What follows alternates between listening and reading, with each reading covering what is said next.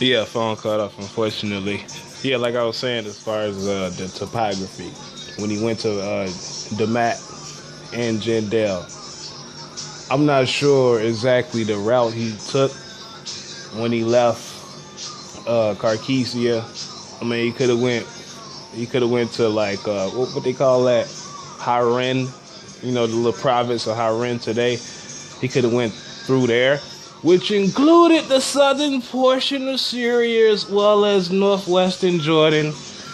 I mean, he could have went that route, and then kept straight, and then made it as far as like, slightly south of the Dead Sea, I guess, depending on the topography, and then crossed over into Palestine, continued south through Arabah after he stopped there at whatever particular location he was at within Arabah, then made it to Dumat and Jandel, but still, like, the whole geography of it to me doesn't make sense. But based on the book, that is the chronological order of his conquest. But again, as far as like the dates itself,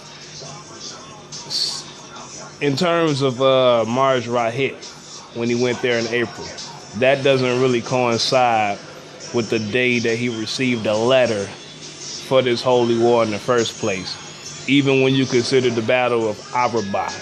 You know what I'm saying? Because like Alger, for instance, if they met there, as far as all these various commanders, if they met there and was given their flags before pushing out, going forward, and the first battle occurred, taking place in Dathan, it still doesn't make sense as far as Khalid receiving his letter anytime between May, June, and July, yet stopping in Marj Rahit in April, after going through all of these other places that I just named. So that doesn't make sense. But I do want to mention something that I forgot to mention in the first part. As far as Kusam, there was a chief in that book that they mentioned. His name was Mash Ja'i. I left him out because I was trying to hurry up through this before my phone cut off. So that's basically, I don't think I'm missing anything. That's pretty much it.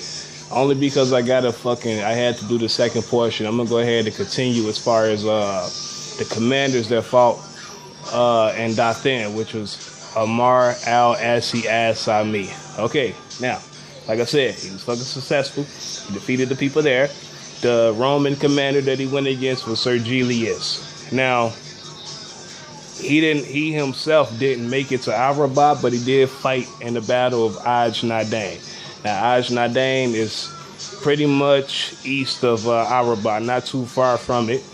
And the Roman commander that he fought against was Heraclius' brother Theodore Tritherius. And he defeated those men as well. At the time that whole little battle took place, it was supposed to be like an important battle. The emperor of Rome was not in Constantinople at the time. He was there in Syria. He was at Hims. When he heard about this defeat, he was extremely upset, to the point where he punished his brother and took him off his command. And then that's when he left Hims from that point and went back into Anatolia. So that's pretty much it as far as this portion. I'm not going to go along with everything else, but I will mention like another fact as far as like when I first did this whole blog about Khalid, by the way, his conquest. They was talking about like the Kendall tribe. When I did my little research on it, and I found out like the Kendall tribe was pretty much a confederation of other tribes too, and it was like, I want to say 4 main subsets, and they became a federation in 529 when this guy named Akil al-Murrah was killed by the Sassanids at the time because they had invaded Al-Hira. He had a son as well who was killed, and they claimed that about at least 50 royal members of that entity, for lack of a better word, was killed as well. And then that's when they split. So he was supposed to be the head of this first dynasty, but they split from that point.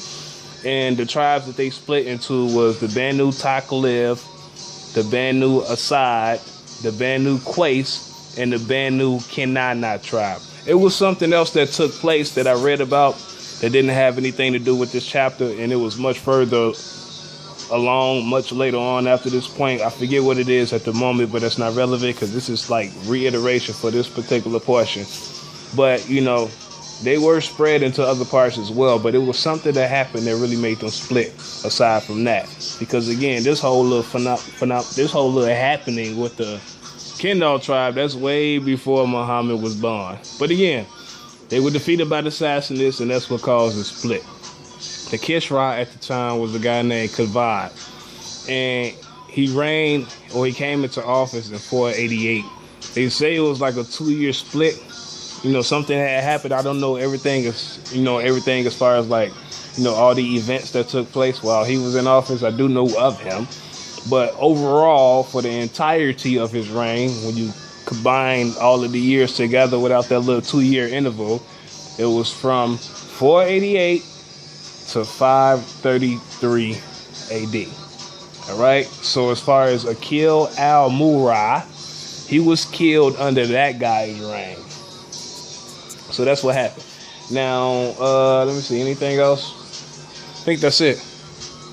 I'm at 6 minutes and 20 seconds. I want to make sure I'm not forgetting anything relevant to this or pertinent to this. And yeah, that's it. That's it so far. So I got everything out the way as far as this portion. Again, I didn't want this to be a part 2, but it's better than 6 fucking parts altogether. You know what I mean? So, yeah, this is just documentation purposes. This motherfucker won't be unveiled either unless I have to. All right.